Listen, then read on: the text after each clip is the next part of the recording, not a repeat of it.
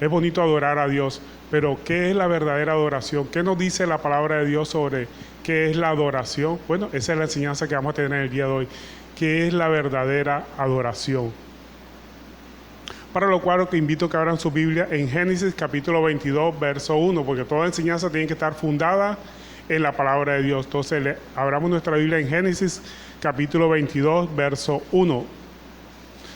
Dando gloria a Dios. No deja alabar a Dios. Reconocerlo en todas nuestras actividades y sobre todo lo más importante, reconocerlo cuando estamos estudiando su santa y bendita palabra. Génesis capítulo 22, verso 1. Dice la palabra de Dios: aconteció después de estas cosas que probó Dios a Abraham y le dijo: Abraham. Y él respondió: heme aquí. Verso 2. Y dijo: toma ahora tu hijo, tu único Isaac, a quien amas, y vete a la tierra de Moriah, y ofrécelo allí en holocausto sobre uno de los montes que yo te diré.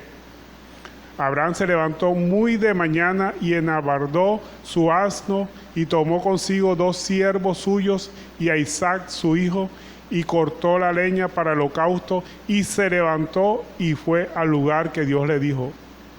Al tercer día alzó Abraham sus ojos y vio el lugar de lejos. Entonces dijo Abraham a sus siervos: esperad aquí con el asno, y yo y el muchacho iremos hasta allí y adoraremos y volveremos a vosotros. Lo importante en esta porción de la palabra de Dios que hemos leído es que es la primera vez que se utiliza la palabra adorar. Cuando Abraham dijo: esperen aquí, que el niño, el muchacho y yo adoraremos. Es la primera vez que se utiliza la palabra adoración en la palabra de Dios. Y este sirve de cimiento, de roca fuerte para entender lo que significa la palabra adoración. ¿Qué es adorar? Pero algo importante que hemos leído en este versículo que hemos estado observando es que en el verso 1 dice: aconteció después de estas cosas. ¿Qué sucedió antes de que Dios le pidiera a Abraham su hijo, que le pidiera ofrenda a su hijo? ¿Qué sucedió? Que Abraham le había pedido al Señor un descendiente, le había pedido un hijo, una promesa, que le diera un hijo, porque él tenía un siervo y ese siervo era el que le podía heredar a él. Entonces él no quería que le heredara un siervo, sino que le heredara un hijo de él. Miremos lo que nos dice al respecto Génesis 15, donde Abraham le pide a Dios encarecidamente que le dé un hijo. Así esto nos sirve a nosotros de fundamento para entender que cuando nosotros pedimos algo a Dios, tenga la certeza que Dios le va a escuchar su petición y le va a responder su promesa, pero no en el tiempo nuestro, sino en el tiempo del Señor. Génesis 15, verso 1 dice: después de estas cosas vino palabra de Jehová a Abraham en visión y diciendo: no temas, Abraham, yo soy tu escudo y tu galardón será sobremanera grande. Y respondió Abraham: Señor Jehová, tú me darás ¿qué me darás siendo que ando sin hijo, y el mayordomo de mi casa es el descendiente, es Eliezer? Dijo también Abraham: mira que no me has dado prole, y aquí que será un heredero mío, un esclavo nacido de mi casa. Luego vino a él palabra de Jehová diciendo: no te heredará sino un hijo tuyo será el que te heredará. Entonces vemos aquí que Dios le hace una promesa a Abraham de herencia, ¿verdad? Pero esta promesa se cumplió en el tiempo de Dios, pero se cumplió de 2 formas. Un cumplimiento falso o erróneo, por así decirlo, y un cumplimiento verdadero. ¿Cuál es el cumplimiento falso? El nacimiento de Ismael, porque el nacimiento de Ismael no fue bajo la voluntad de Dios, sino bajo la voluntad de hombre, bajo la decisión de Sara, porque Sara creyó que era estéril, que Dios la había hecho estéril, que por la avanzada edad que tenía, Dios le había cerrado el vientre. Seguro fue lo que pensó Sara, de que Dios no le había cerrado el vientre y que la había hecho estéril, y por consiguiente le ofreció a Abraham a su sierva Agar. Entonces Ismael nació fuera de la promesa por voluntad de hombre, o sea, más exactamente de la voluntad de Sara, que fue la que le propuso a Abraham que se allegara a su sierva Agar. Y obviamente que entonces cuando nace Ismael, él creyó ser el heredero de Abraham. Luego nace Isaac. Y al nacer Isaac se presenta el conflicto. ¿Cuál era el conflicto? Que obviamente Ismael pensaba que era heredero y que Isaac le venía a quitar su trono, siendo que Isaac era el verdadero heredero, el verdadero cumplimiento de la promesa. ¿Por qué? Porque este cumplimiento de la promesa se dio era con la esposa de Abraham, no con la sierva de Sara, sino con su propia esposa. El cumplimiento de la promesa era con Sara, su mujer, como dice Génesis 17:19. Dice, respondió Dios, ciertamente será Sara tu mujer, te dará a luz un hijo, y llamarás su nombre Isaac, y confirmaré mi pacto con él como pacto perpetuo para sus descendientes después de él. Entonces vemos que el verdadero cumplimiento de la promesa fue con Isaac, no con Ismael. Entonces, el cumplimiento con Ismael fue un cumplimiento falso, porque provino de hombres, fue una decisión de hombres, no de parte de Dios. No supieron esperar la promesa de Dios. Entonces, todo lo que nosotros le pidamos a Dios en oración, Dios no lo cumple, pero no en el tiempo nuestro, sino en el tiempo de Él. Y no tenemos que hacer nada para, entre comillas, ayudar a Dios. Cuando queremos ayudar a Dios para que cumpla sus promesas, se presentan estos problemas, como el que sucedió con Ismael e Isaac. Ahora dirá usted, ¿qué clase de problemas se presentaron? Obviamente hubo problemas, porque hubo discordia entre Isaac e Ismael, porque Ismael atacaba mucho a Isaac, porque veía que todo el amor de Abraham iba obviamente hacia Isaac y no se tenía en cuenta a Ismael. Y además que Ismael se creía el heredero y veía a un contendiente fuerte como era Isaac. Entonces hubo un conflicto grande entre los dos hijos. Celos por parte de la atención, porque Ismael se creía el primogénito y se creía el heredero único, porque él, al ser el primogénito, pero no de la esposa de Abraham, al creerse primogénito se creía que él era el heredero.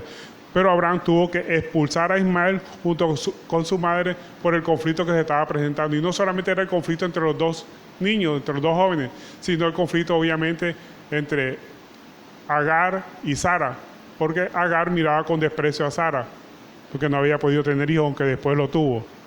Pero este problema entre Isaac e Ismael tuvo no solamente consecuencias presentes en ese momento, sino consecuencias históricas para el futuro. Ahí se originó el conflicto entre Israel y Palestina, donde se dice, ¿verdad? Porque Israel está representado obviamente por Isaac y representa el judaísmo, mientras que Ismael, por otro lado, representa a los árabes, el grupo palestino. Ellos están en disputa, tanto el judaísmo como el islam están en disputa por terrenos que se consideran sagrados y por la identidad religiosa. Cada uno quiere imponer su propia religión. Obviamente que los árabes pretenden imponer el islam y Israel intenta imponer su judaísmo. Entonces hay una disputa no solamente por tierras consideradas sagradas, desde 1948 que fue considerado a Israel como un estado, sino por la identidad religiosa.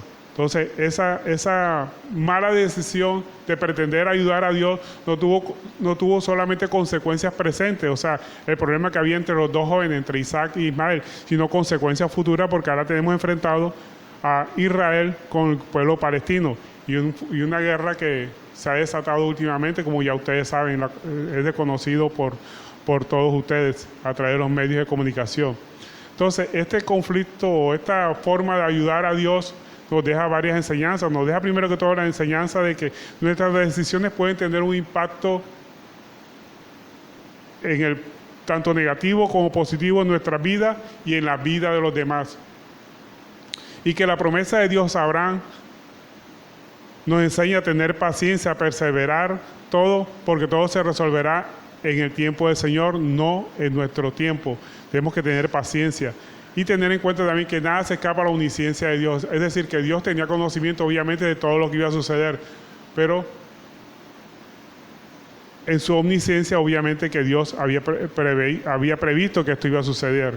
Volvemos ahora a Génesis capítulo 22, cuando dice el verso 1 del capítulo 22, dice, aconteció después de estas cosas. ¿Cuáles eran estas cosas que habían acontecido? La rivalidad que hubo entre Ismael e Isaac, y obviamente la expulsión de Isaac. Dice la palabra de Dios, probó Dios a Abraham y le dijo, Abraham, y él respondió, heme aquí. Y el verso 2 le dice, y le dijo, toma ahora a tu hijo. Me imagino que Abraham le diría, ¿cuál hijo? Tu único. Y como que aquí como sería otra pregunta, era, ¿cuál de los dos? Yo tengo 2 hijos. Y la respuesta de Dios obviamente es Isaac. Y para que no quedara temor, duda alguna, dice, a quien tú amas, o sea, a quien tienes en tu regazo, porque el otro lo expulsaste, al que tú amas. Y vete a la tierra de Morad y ofrécele un holocausto sobre uno de los montes que yo te diré. ¿Qué tenemos que hacer ante una petición como esta?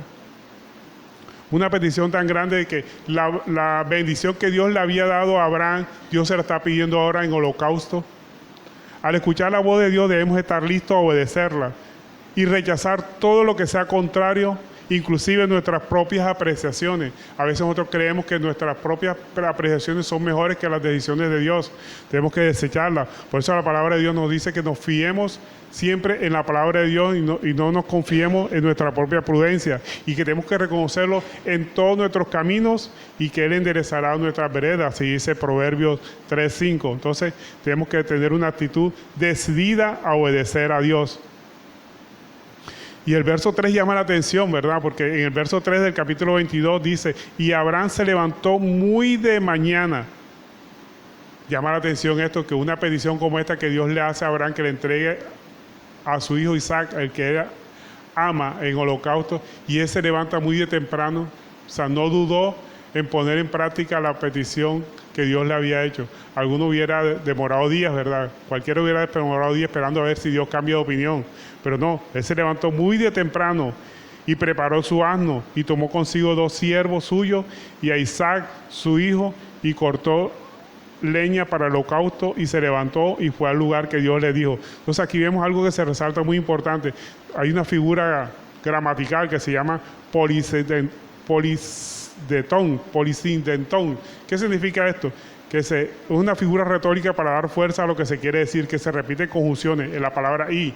Como cuando uno quiere ir a la iglesia, ¿verdad? Se desespera por ir a la iglesia y se levanta temprano y se baña y se cambia y se prepara y lava el carro para irse para la iglesia, o sea, dándole una afirmación a lo que la persona quiere hacer, todo por obedecer la palabra de Dios. Entonces vemos aquí cómo Abraham quería por todos los medios estar presto y actuar sin demora para cumplir la voluntad de Dios. Cualquiera en su lugar hubiera retardado su actuar, esperando que Dios cambiara de opinión, pero sabemos que Dios nunca cambia de opinión. Cuando Dios decide algo y nos pide algo, es porque es lo mejor para nosotros, aunque nosotros no sabemos cuáles van a ser las consecuencias. Pero siempre que Dios nos pida algo, tenemos que ofrecérselo siempre en holocausto. ¿Qué nos puede pedir a nosotros? Obviamente que Dios nos va a pedir sacrificio humano, porque Dios no se complace en sacrificio de esa índole, pero sí nos puede pedir nuestros deseos, lo que más amamos, lo que Dios nos haya dado, inclusive hasta nuestro trabajo, de pronto algo que a nosotros nos guste hacer,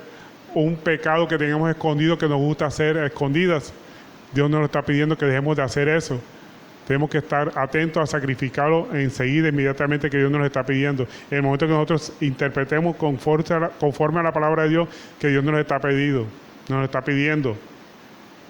Entonces se resalta la premura y la prontitud de Abraham en obedecer, a pesar de la angustia y la incertidumbre al acercarse al lugar del sacrificio. Abraham veía a lo lejos el lugar del sacrificio, pero sin embargo estaba presuroso a cumplirlo. Abraham mostró disposición para sacrificar a su hijo, a pesar que amaba mucho a su hijo, pero obviamente amaba más a Dios. Sacrificaba su deseo con tal de obedecer a Dios. Sacrificaba su deseo de mantener vivo a su hijo, pero prefería obedecer a Dios. Eso es similar a lo que le sucedió a nuestro Señor Jesucristo cuando estaba en el monte Moriah, ¿verdad? En el verso 26 del verso 38 del capítulo de Mateo, cuando dice, estando Jesús en agonía, muy triste hasta la muerte, que dijo, quedaos aquí y velad conmigo. Y yendo un poco adelante, se postró sobre su rostro orando y diciendo, Padre mío, si es posible, pasa de mí esta copa, pero que no sea como yo quiero, sino como tú. Entonces, vemos aquí cómo nuestro Señor Jesucristo también, cuando estaba en ese monte, postrado en adoración, le pidió a Dios que que se cumpliera su deseo de preservar su vida, pero que no se hiciera su voluntad, sino la de. Me imagino que eso mismo sintió Abraham en ese momento cuando vio a lo lejos el lugar que Dios le había dicho que tenía que ofrecer a su hijo en holocausto. Y lo que llama la atención el verso 5 del capítulo 22 de Génesis dice: entonces dijo Abraham a su siervo, esperad aquí con el asno, y yo y el muchacho iremos hasta allí y adoraremos. Aquí es donde vemos la figura de la adoración que se presenta por primera vez en la Biblia. ¿Qué significa adorar? La adoración para Abraham era entregarlo todo, todo lo que Dios le había dado, lo que más amaba, su propio hijo. ¿Y cuál fue la adoración que hizo Isaac? Porque dijo, adoraremos. Tanto Abraham como Isaac estaban adorando. Abraham adoraba entregando lo que más amaba, lo que Dios le había dado. Isaac estaba adorando, entregando su sumisión y confianza en su padre y en la provisión divina. Le creyó a ambos, le creyó tanto a su padre como a Dios. Sabía que si su padre tomaba una decisión era por la voluntad de Dios y que toda decisión que tomara su padre era lo mejor para ambos. Así que la mejor ofrenda, la mejor alabanza que hicieron, la mejor adoración que hicieron, tanto Abraham como Isaac, fue primero Abraham entregando a Dios lo que más amaba, a su propio hijo. Y la adoración de Isaac fue a sumisión y confianza en su padre y en la provisión divina. Entonces, la verdadera adoración, vemos aquí cómo la verdadera adoración no se remite a rituales, a canciones o a palabras, sino estar dispuesto a soltar lo que más amamos para amar y entregárselo a Dios. Dios nos está pidiendo muchas cosas. Tenemos que preguntar a Dios qué es lo que nosotros necesitamos entregarle a Dios para ser unos verdaderos adoradores. Y fíjense ustedes lo importante, que la verdadera adoración no se basa en rituales ni en canciones. Obviamente hagamos canciones y alabanzas al Señor a través de canciones, pero la mejor adoración para Dios es entregar y estar dispuesto a soltar lo que más amamos con el fin de caminar en obediencia a la palabra de Dios. Entregar lo más valioso que Dios nos ha dado. Eso dijo Job, ¿verdad? Job cuando dijo, desnudo salí del vientre y desnudo volveré a él, sea Jehová bendito. Entonces tenemos que alabar a Dios en todo momento sin poner la mirada en las cosas materiales. Las cosas materiales Dios nos las ha dado, pero nos las ha dado y tenemos que tener disposición a entregárselas a Dios. De pronto nuestro trabajo, entregárselo a Dios. De pronto nuestro sueldo, a veces estamos muy afianzados en el sueldo y no queremos ayudar a la obra de Dios. También esa es una forma de adorar a Dios, cuando entregamos parte de nuestro sueldo, ya sea en ofrenda o diezmo, lo que usted quiera darle al Señor, pero también esa es una forma de adorar a Dios, cuando entregamos lo que más amamos. A veces muchas personas ponen la mirada en el dinero y no quiere soltar eso que Dios le está pidiendo. Entonces, tenemos que entender que la adoración no se circunscribe solamente a rituales o canciones o palabras, sino a lo que más amamos. Ahí apunta la adoración, que soltemos lo que más amamos para entregárselo a Dios. La verdadera adoración es tener una verdadera relación íntima con el Señor, una verdadera relación que sea íntima, personal. Yo no me puedo identificar con la adoración que tenga otra persona, sino mi adoración tiene que ser íntima y personal con Dios. Y se comprueba en acción, no solamente en palabras, ¿verdad? A veces nosotros decimos palabras bonitas a Dios y no está malo decirlo, hágalo. Pero la verdadera adoración es acción. Una vida que busca glorificar a Dios en todo momento. Esa es la verdadera adoración, que todo lo que hagamos sea para la gloria de Dios, nada para gloria de nosotros. Si usted canta, si usted predica, si usted hace, si usted cocina, si usted trabaja en una empresa, en una institución, usted estudia, todo hágalo para la gloria de Dios, no para la gloria suya. Esa es la verdadera adoración.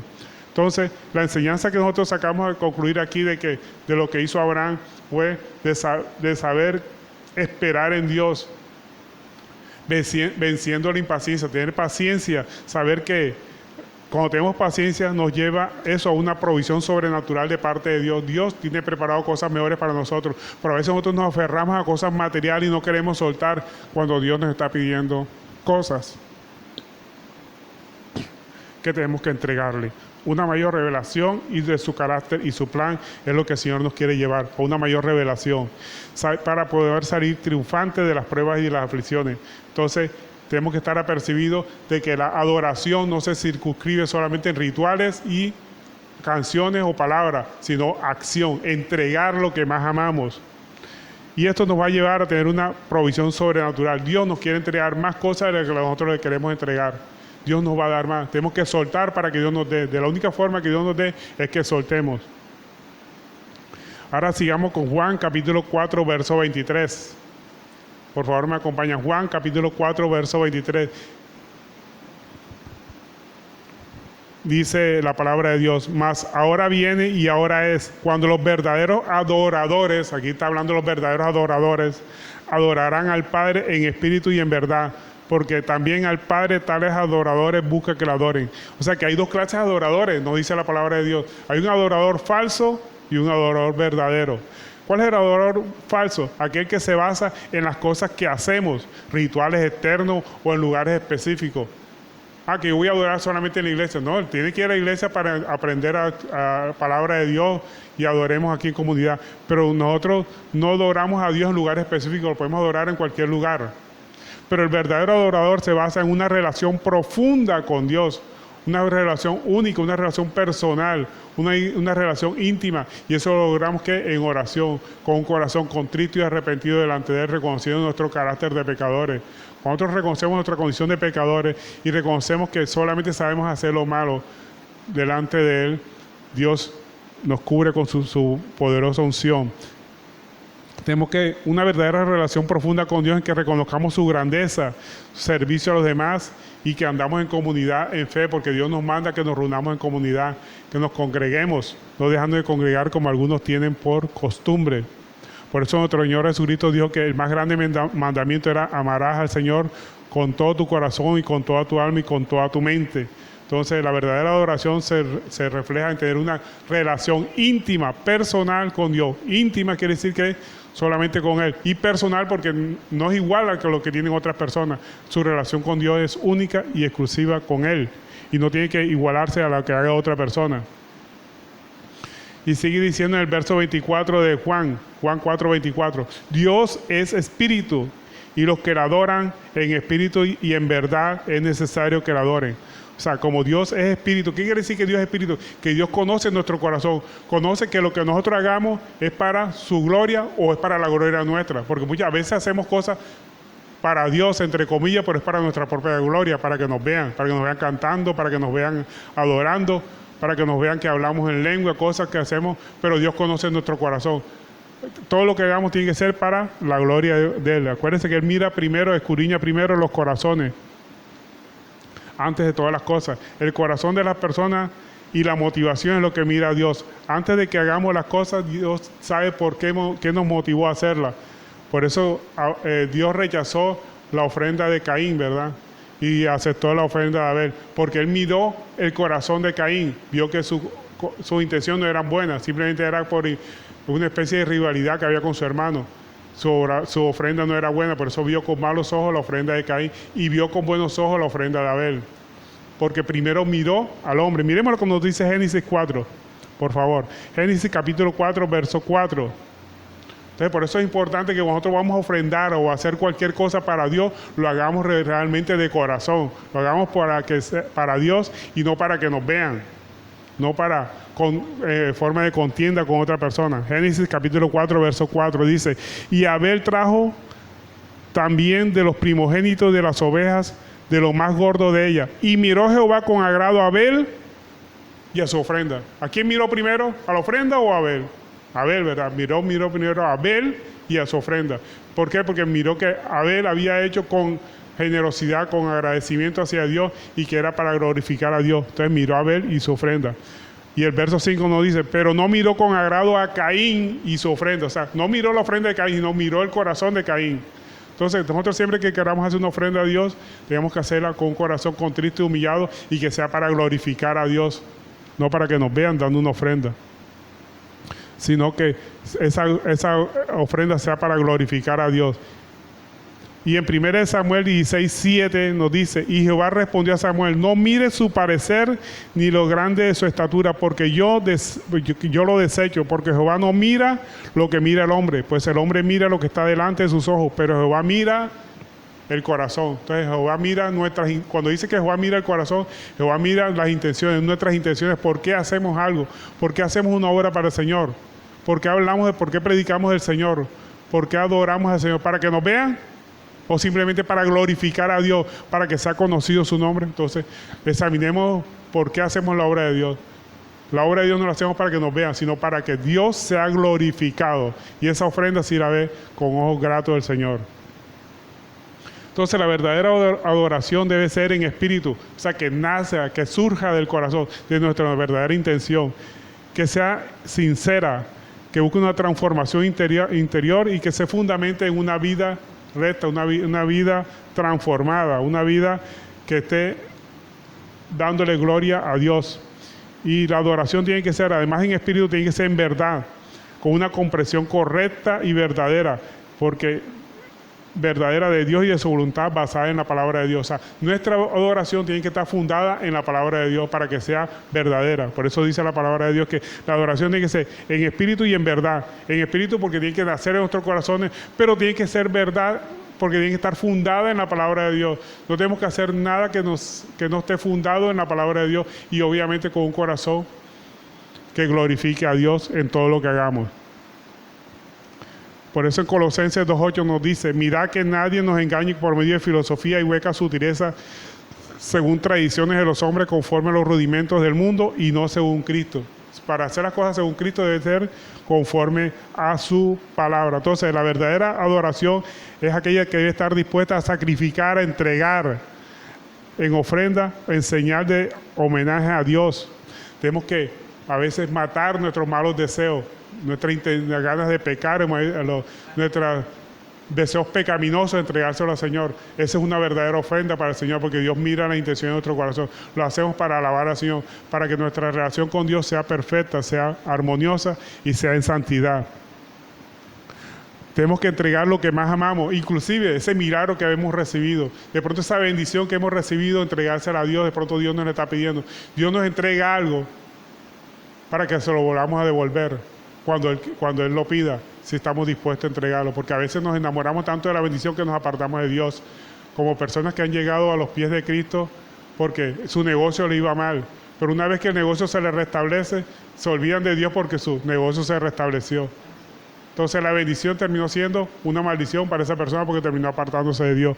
Que la bendición o el milagro que recibamos de Dios no sea una maldición, sino que sea un medio para acercarnos más a Dios. Es lo que el Señor quiere, porque todo lo que Dios nos da es para acercarnos más a Él, no para que nos alejemos. Entonces salimos triunfantes cuando hacemos una verdadera adoración, cuando hacemos la voluntad de Dios, cuando le entregamos a Dios lo que más amamos. Entonces evaluémonos cada uno de nosotros en nuestros corazones y miremos qué es lo que más amamos, y si lo que más amamos nos está estorbando en el camino hacia Dios, entreguémoselo, pero de corazón, no para que nos vean, sino para glorificar siempre al Señor. Tenemos que entregar a Dios lo que más amamos, inclusive aquello que Dios nos ha entregado como un milagro, como una bendición que nos haya dado, como en el caso de Abraham, que Dios le había dado una bendición de darle a su hijo y después se lo terminó pidiendo, pero obviamente que era para probar el corazón de Abraham. Y Abraham estuvo dispuesto a hacerlo, pero obviamente Dios después le dijo que no le entregara, que no le hiciera daño al muchacho. Entonces, la verdadera adoración, tenemos que estar dispuestos a entregar a Dios lo que más amamos. Amén. Bueno, y esta ha sido la enseñanza por el día de hoy. Espero que la atesoren y lo más importante, que la pongan por obra, para que podamos ser unos verdaderos adoradores que en espíritu y en verdad. En espíritu que nazca de nuestro corazón y en verdad que esa adoración, que ese acto de adoración esté fundado en la palabra de Dios, no en tradiciones ni en falsas creencias, ni en filosofía o huecas sutilezas. Damos gloria a Dios por su palabra.